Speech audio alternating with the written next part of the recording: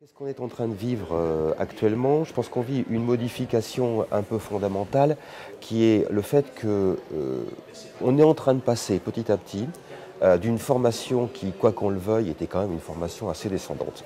Une formation où le formateur était là en pourvoyeur de savoir, particulièrement dans le premier degré, hein, où les formateurs sont titulaires d'une certification particulière, à un mode de formation où le formateur se retrouve davantage au milieu des apprenants, et notamment par le numérique, à gérer deux problèmes, en tout cas deux paramètres.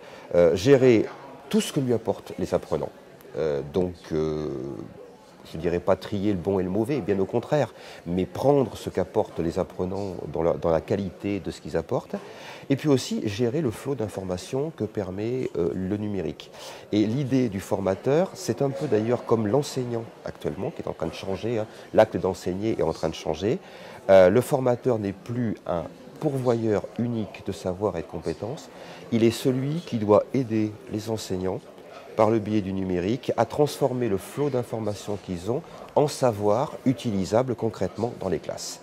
Alors évidemment, ça bouscule un certain nombre d'habitudes, ça bouscule un certain nombre de paramètres pour les formateurs, mais je dirais aussi pour les formés.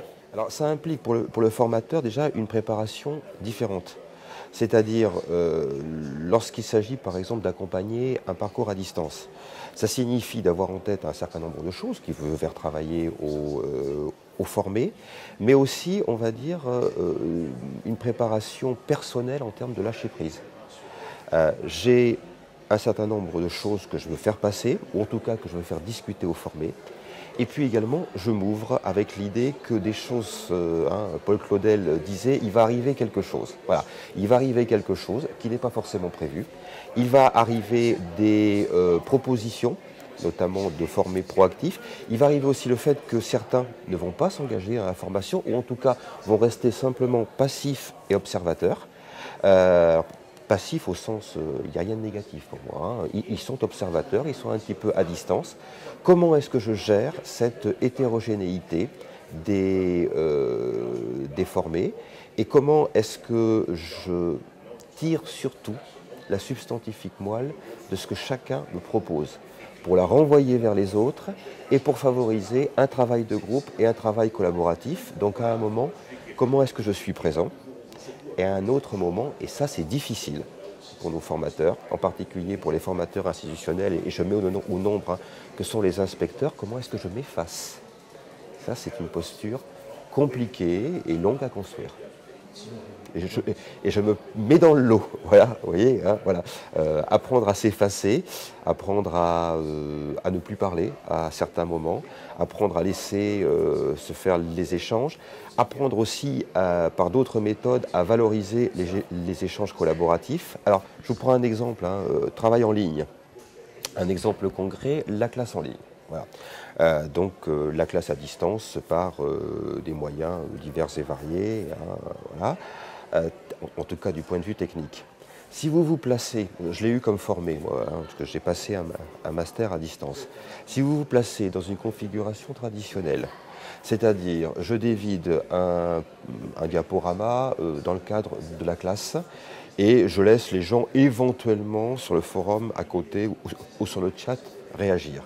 Qu'est-ce qui se passe? Il suffit de regarder le chat au bout de 10 minutes, les formés discutent de tout à fait autre chose. Voilà, clairement. En revanche, et moi je l'ai expérimenté comme formé, c'est extrêmement productif. Je vous prends un exemple très concret. À la fin d'un travail que nous avions fait en tant que cadre sur éventuellement l'évolution de la carte scolaire.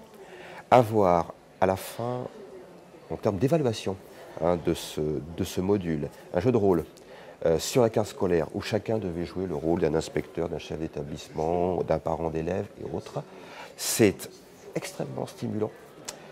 On est en plus dans de la construction de compétences en acte, on est dans un vrai travail collaboratif et on est dans un système où la formatrice était présente, oui, mais alors elle jouait le rôle de l'animateur radio, en régulation. Uniquement en régulation. Et en tant que formé, je peux vous dire que d'un seul coup, la classe en ligne, la classe centrale, on la regarde plus du tout de la même façon. Voilà, un exemple concret de ce qu'on peut faire. Voilà. savoir s'effacer en étant actif.